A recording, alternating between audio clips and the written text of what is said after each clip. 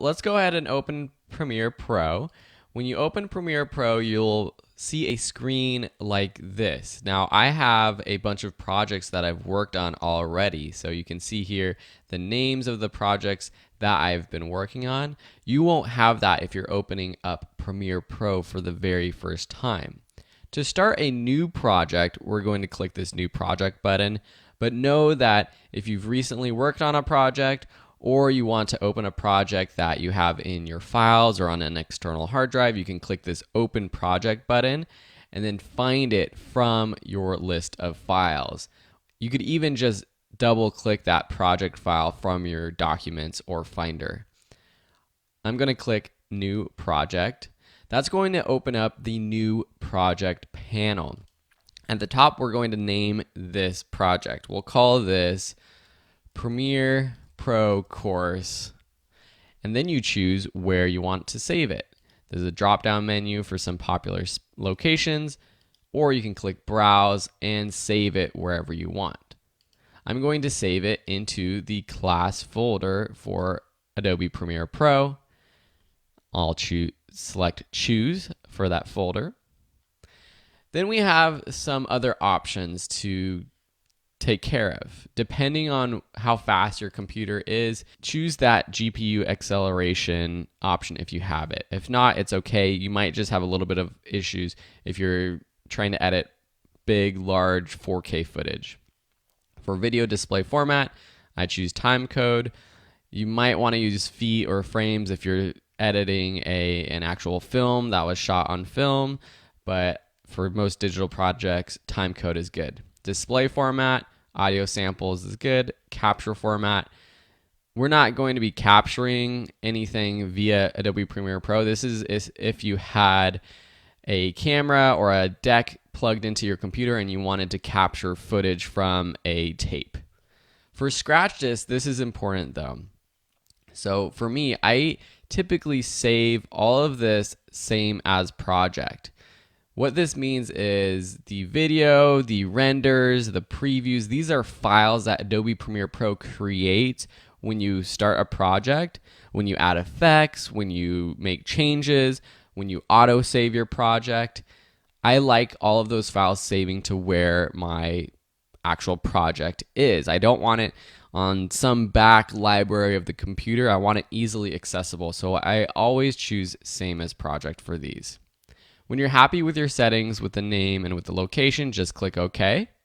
And then Adobe Premiere Pro will open up.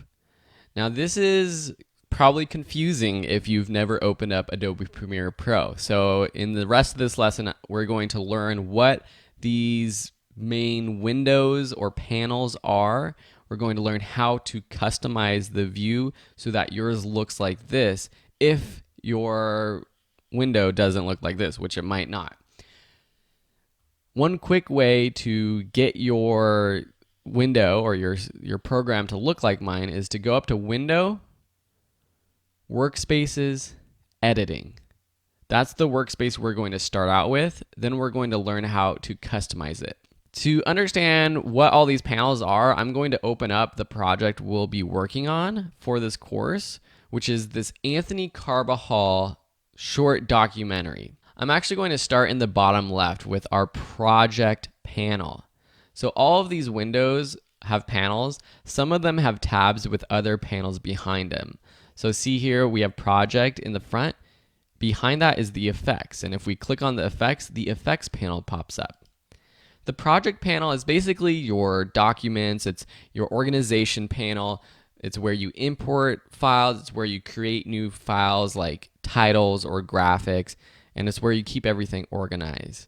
Behind it, we saw this is the effects tab, and this is where we have all of our video effects, audio effects, and transitions.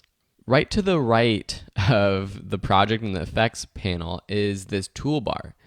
This includes all the tools that you have available for editing your footage on the timeline, which is over here to the right. This is the timeline. This might seem very confusing to you, and I wouldn't be surprised, so don't get too worried.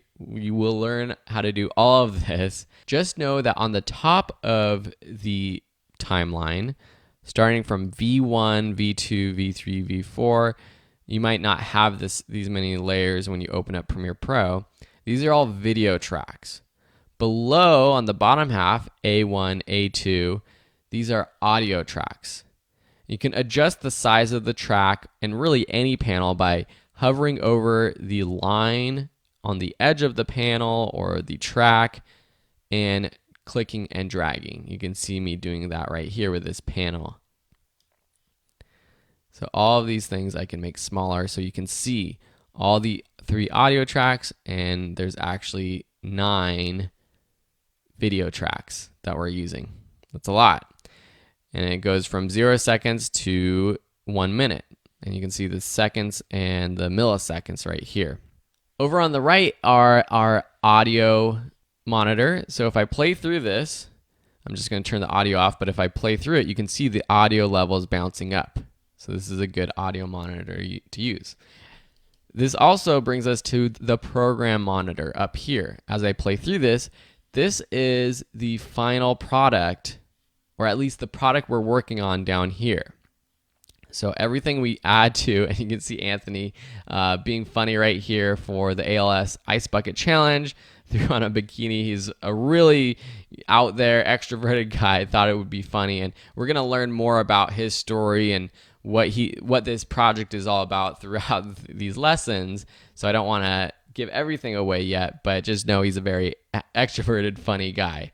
So this, you can see we've added all kinds of things. We've added graphics, we've added transitions, we've added motion to photos, we've added, you can't tell, but we've added color correction, adjustment layers, titles, so many things to this track. And that's what all these different blocks are. Video tracks, graphics, titles, color correction layers. Don't worry, we'll learn all of it. And up here in the program monitor, that's where you see what's happening on your timeline. There's these buttons down here that allow you to control playing the video track. Pressing spacebar allows you to play or stop, or you can press these buttons too. And realize that I'm just skimming over a lot of these buttons. There's so many buttons that I'm not explaining right now. And I had taught a Premiere Pro course before where I tried to explain every button as I went through everything. That doesn't work that well. There is just too much going on. And so with this class, we're going to learn as we actually create and as we go on. If you have any questions about any of the content in this course, head over to the Q&A tab. First, search and see if anyone else has asked that same question, or if they haven't, ask a new question by clicking the Ask New Question button, typing in your question title, and then describing what issue or what you're trying to figure out. If it's something very specific about what you're trying to do with your project, it always helps if you post a screenshot of your Premiere Pro screen so I can see what's going on. Anyway, so this is the program monitor up here. And up here on the left, we have our source, effects controls, and audio track mixer. And you might not have audio track mixer, but I'll show you how to open those panels and close panels in just a sec. The source monitor is where you preview your clips. So down here, we have our folders of videos. If I open up our interview folder, I double click our first clip, and then it opens up into our source monitor. If I open up our music folder and open up a music clip, our music waveform clip pops up, open up here so we can check it out. Effects controls, this is where we actually change how effects look or the settings of an effect. So for example, I'm going to click this adjustment layer, or really any of these layers.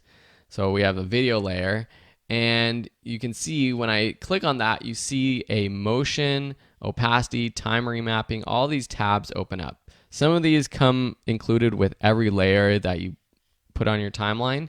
Something like the Lumetri color effect, that's something that I added afterwards. That's an effect down here in the effects panel that we added.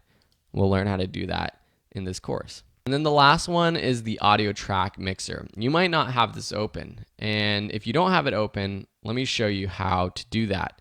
But first, let me close it. And you can close any of these panels by right-clicking and choosing Close Panel. So if you don't have the audio track mixer open, go up to Window and click the audio track mixer right here.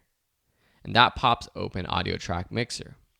Now it might not have opened it up right here in this source monitor panel up here in the top left. So to customize your space, let's go back to our other project. So here we're in our other project. It still has the audio track mixer open. Say we want to move this audio track mixer down below our project panel or in this panel behind effects.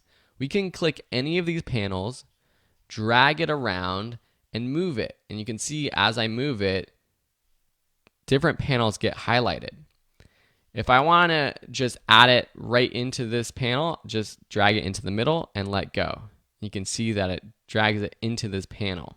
If I want, I can actually add it to the top and add a completely new panel, or the right or the bottom or the left. So see what happens when I click and I unclick over here when it's highlighted in the right, a new panel pops open.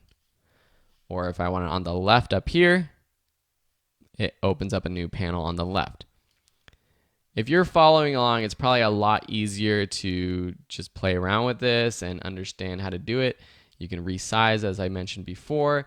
You can drag the tabs to the left or right to adjust the order of the tabs. Say I want audio track mixer before the effects controls, I can just drag it into the middle of those two panels. The goal with this lesson and moving into the next lesson is to set up your project to look like my setup right now. So you want your project panel with the effects, you want your timeline down in the bottom right, the program up in the top right, and then the source audio track mixer, not the audio clip mixer, the audio track mixer, and the effects controls up in the top left.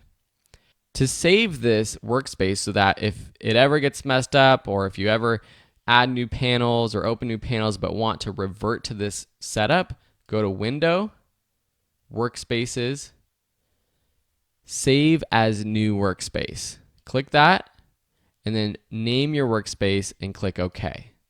I already have one that's set up like this. It's called Phil's Single Monitor. It's basically the same setup. Effects controls is in the middle rather than over to the right. But now, whenever I want to go back to that Phil's Single Monitor setup, I can just click that Phil's Single Monitor. And you can see that I have Sam, Will. These are friends who have used my computer, or I've opened projects on their computers, and it saves those workspaces as well.